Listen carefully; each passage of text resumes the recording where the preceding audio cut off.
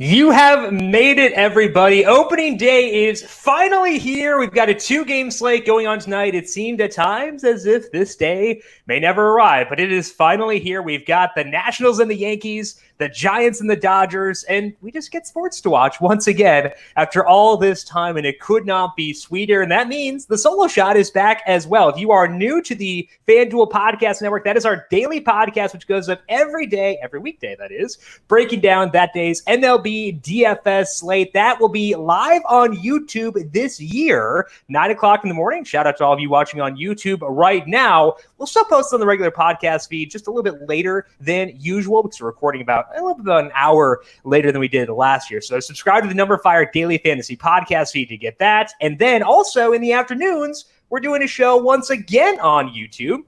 It'll also be on Twitch and some other places. If you want to ask questions, we'll be going through some lineups. We'll be talking about the value plays that pop up as the lineup cards are announced. So I'm excited for all this. I'm just excited to watch some baseball for tonight. Welcome on into the Solo Shot. That's right here on the FanDuel Podcast Network and numberFire.com. My name is Jim Sadas. I am a senior writer and analyst for numberFire.com. Here to break down tonight's 2-game opening day DFS slate. It feels so good to say those words. Lock is at 7:08 p.m. Eastern on FanDuel for tonight. The second game is not until 10:08. So if you decide to load up on hitters in the second game, probably going to be doing that. You're going to have a lot of time to edit lineups after lock hits with late swaps. So pretty flexible, pretty laid back night, and a nice way to ease ourselves back into this wild, wild ride that is MLB DFS. Looking at the forecast for tonight's game, there is some rain in the forecast of the game in Washington between the Nationals and the Yankees.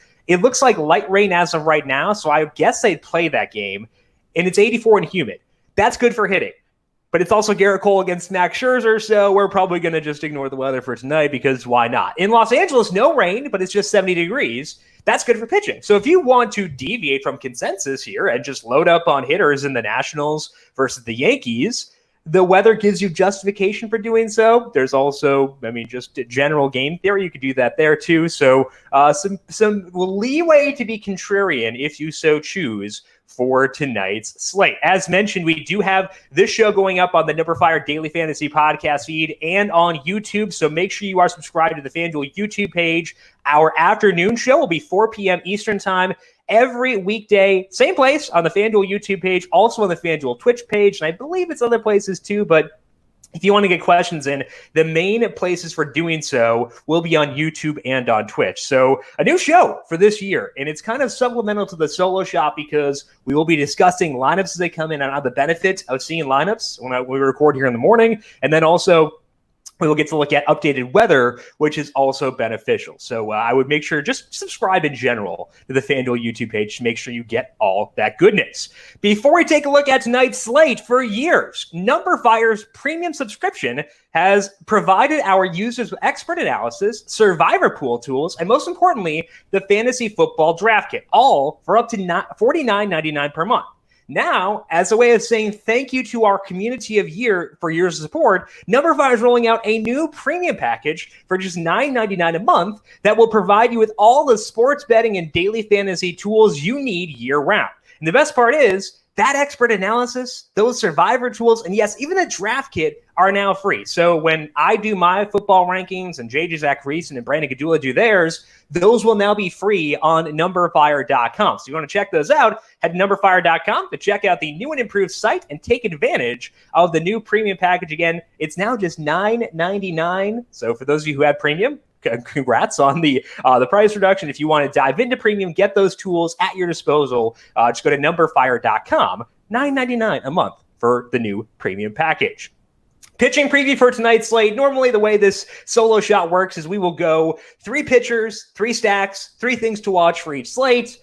Kind of hard to pick 3 pitchers and 3 stacks from a slate that involves only 4 total teams. So what we're going to do here is we're just going to run through all 4 pitchers and discuss the order I'd rank them, and discuss in which situations I would use them and in which situations I'd stack against them.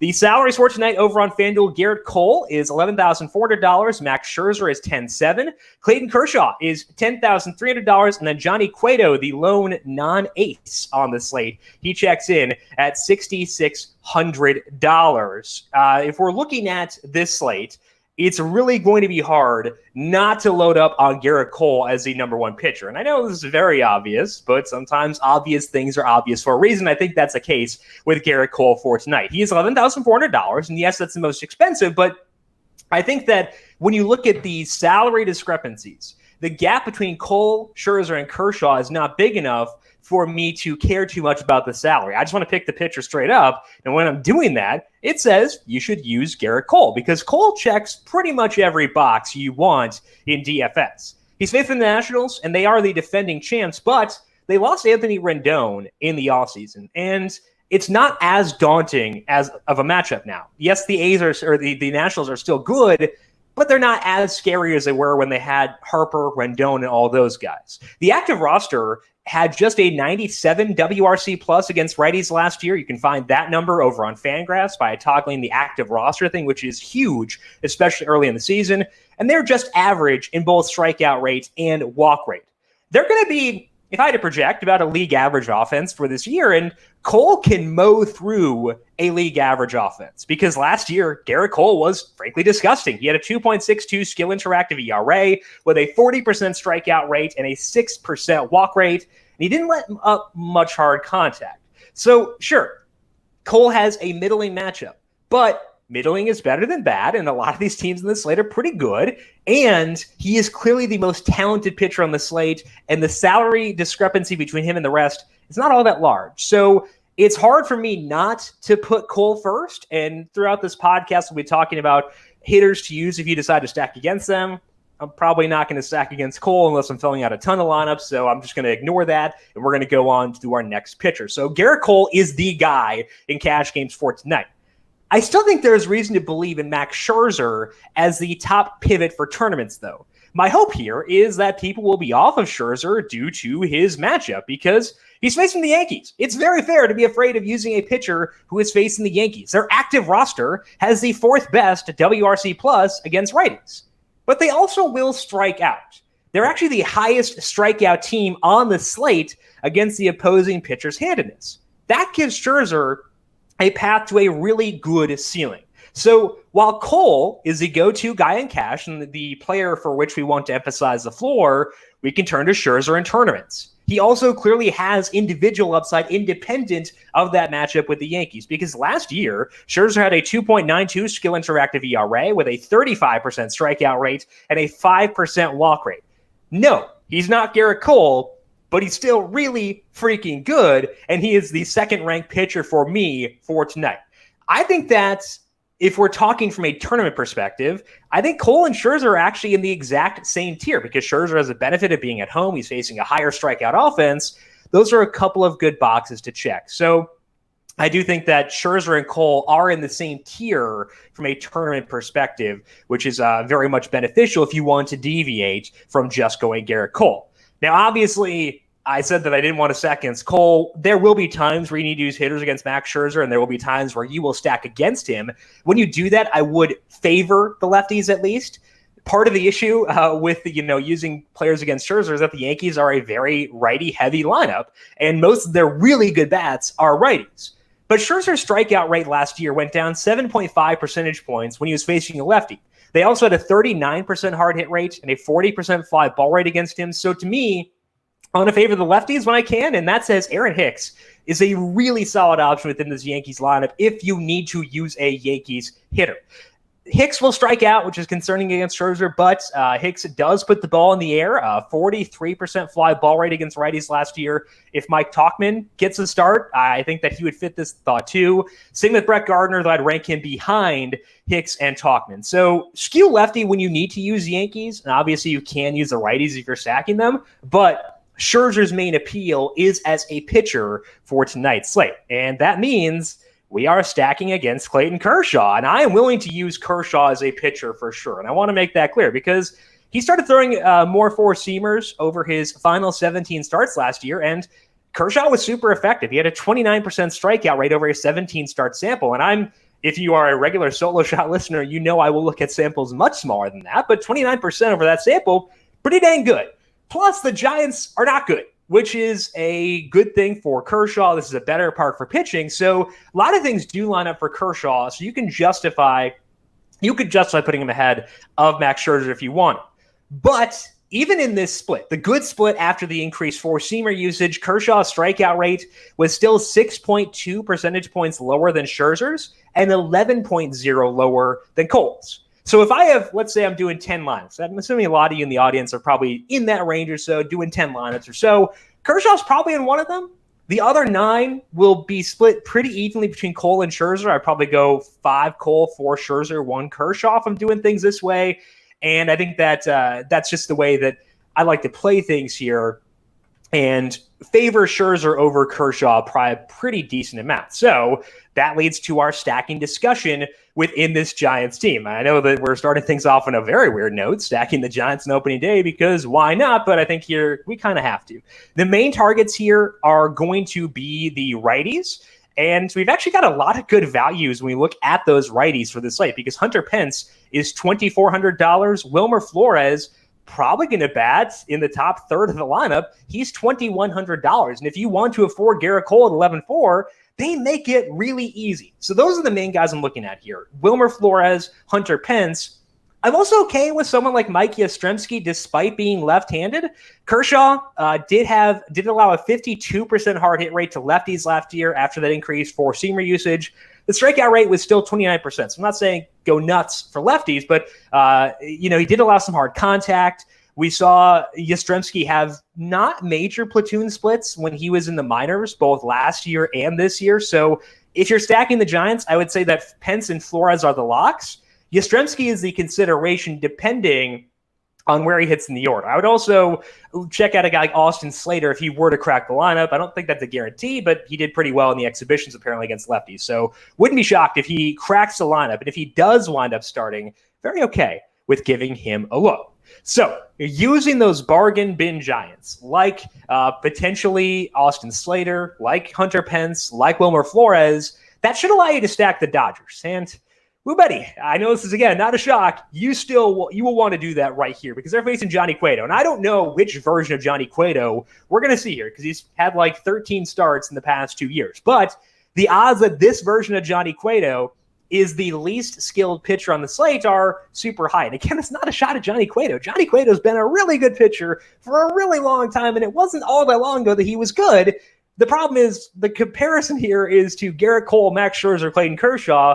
Some tough company for sure. And Cueto's also facing the best offense on the slate, at least based on active roster WRC plus, hard hit rate, fly ball rate, strikeout rate, and walk rate. That is pretty much my entire sheet. The main stats I look at, Dodgers are first in almost all of them.